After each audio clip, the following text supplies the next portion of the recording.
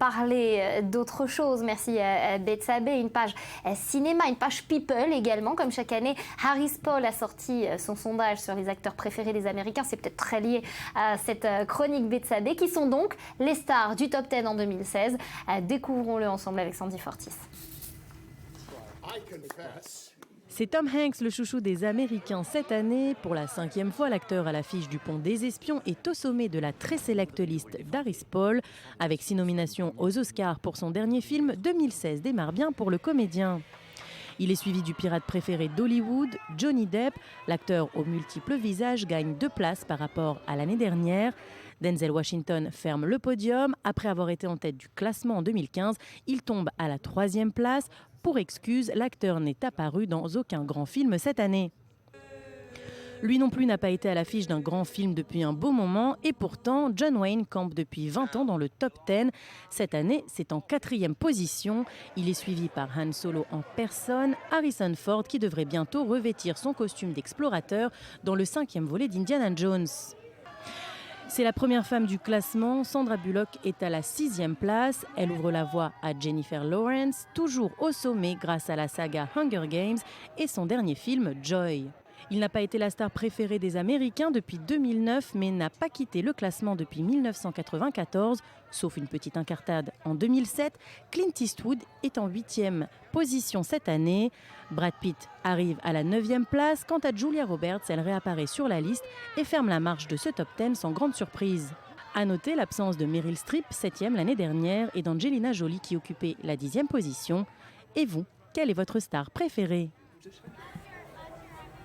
Moi, je rentre dans ce classement. C'est Tom Hanks, mon préféré. Et vous ? Ah non, moi, c'est Harrison Ford parce qu'il dure. Il est revenu avec Star Wars. Il est toujours au top. Incroyable. Bethsabée, un petit mot ? C'est secret. Ok. Allez, on passe, Lise, justement à cette sortie. Le film Chocolat, une histoire inconnue du grand public et interprété par Omar Sy. Oui, un film signé Roche Dizem qui raconte l'histoire vraie du clown Raphaël Padilla, un comédien noir qui a connu un succès éphémère et un destin tragique en France à la charnière des 19e et 20e siècles. C'était un ancien esclave affranchi qui est arrivé de Cuba et il a formé avec un autre clown, le clown Foutit, le premier duo entre un comédien noir et un comédien blanc dans le Paris de la Belle Époque avant de retomber dans l'anonymat. On va regarder un extrait de la bande-annonce. Et maintenant, mesdames et messieurs, voici le roi nègre Kananga. Je cherche quelqu'un comme toi, quelqu'un pour renouveler mon numéro. Tu cherches un nègre ? Je cherche un clown pour m'assister. Alors vas-y, fais-moi rire. Stop, c'est n'importe quoi.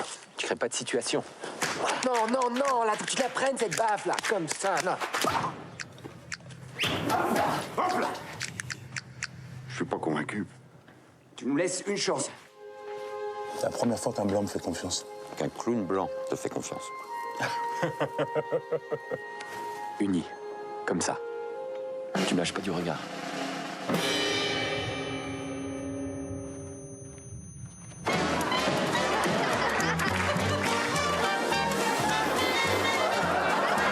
Il y a de la folie dans votre duo. Messieurs. Alors, c'est un vrai défi pour Omar Sy, puisqu'on a plutôt l'habitude de le voir dans des rôles comiques. Là, pour le coup, ça l'est pas. Oui, pas du tout, mais il inspire quand même le respect Omar Sy. Depuis 2012, il a eu son César pour le film Intouchable. Et là, dans ce film-là, c'est la première fois qu'il joue un rôle proprement tragique, puisque Chocolat, c'était un clown, mais c'était aussi un comédien qui se rêvait dans des rôles shakespeariens à une époque où c'était pas envisageable pour un comédien noir. D'ailleurs, dans le film, on le voit à un moment, Omar Sy interpréter un rôle classique, mais c'était aussi un défi physique, ce film, puisqu'il a répété pendant des semaines avec son partenaire qu'on a vu à l'écran, James Thierry, qui est un acrobate, qui est un artiste de cirque, qui est aussi le petit-fils de Charlie Chaplin. Ils ont répété pendant des semaines pour arriver à des numéros qui imitent ceux de Foutit et de Chocolat, mais qui sont quand même adaptables et visibles par le public d'aujourd'hui. Ah, dur métier que d'être clown. Alors, on en a parlé, la réalité et la fiction, ça se rejoint souvent, et là, pour le coup, vraiment beaucoup.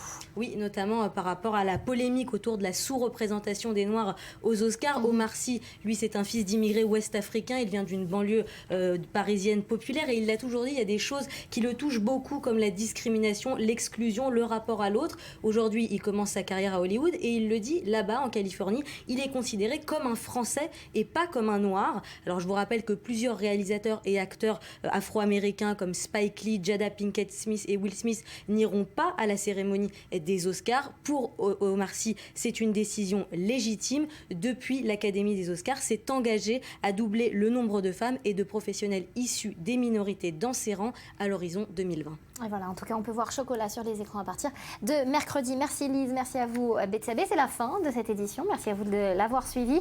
On se retrouve demain, même heure, même chaîne, à suivre un nouveau journal présenté par Elsa Mimoun.